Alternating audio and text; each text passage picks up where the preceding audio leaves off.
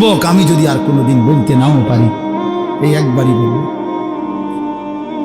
এতটা সুন্দর জীবন নষ্ট করে দিও না ভাই, এতটা সুন্দর জীবন নষ্ট করে দিও না ভাই। মেহেরবানি করে বরবাদ হইও না, চরিত্রহীন হইও না। কোরআন কারীমের মধ্যে আছে, আল্লাহ তাআলা বলেন, নারীর সাথে অবৈধ সম্পর্ক স্থাপনকারী ব্যভিচারী, এই জিনাখোর, আল্লাহর কসম আল্লাহ বলছে, ইউদাআফ লাহুল আযাবু ইয়াউমাল কিয়ামা। ব্যভিচারী, জিনাকারী, ব্যভিচারী। মনে রাখবা ছেলেরা, নারীর সাথে কেউ যদি কথা বলে, সেও চোখের জিনা করে। নারীকে যদি কেউ হাত দিয়ে ধরে স্পর্শ করে, সে হাতের জিনা।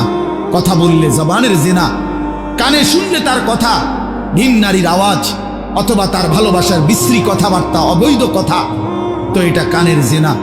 তার সাথে পায়ে হেঁটে এগিয়ে গেলে পায়ের জিনা। অন্তর দিয়ে কল্পনা করলে নারীকে নিয়ে, অন্তরের জিনা। আর লজ্জাস্থান দিয়ে জিনা করলে সেটাও জিনা। আল্লাহ কসম, নবী বলছে সবটাই জিনা। চোখেরটাও জিনা, হাতেরটাও জিনা, পায়েরটাও জিনা, দিলেরটাও জিনা, মুখেরটাও জিনা, শব্দটাও, আবার লজ্জাস্থানেরটাও জিনা। অতএব যে কোনো স্বামী স্ত্রীর সম্পর্ক ব্যতীত ভিন নারী, ছবি হোক বাস্তবে হোক, নারীর সাথে যার সম্পর্ক, আল্লাহর কসম, রব্বে কাবার কসম, সে ব্যভিচারী, লম্পট, দুশ্চরিত্র, জিনাকার।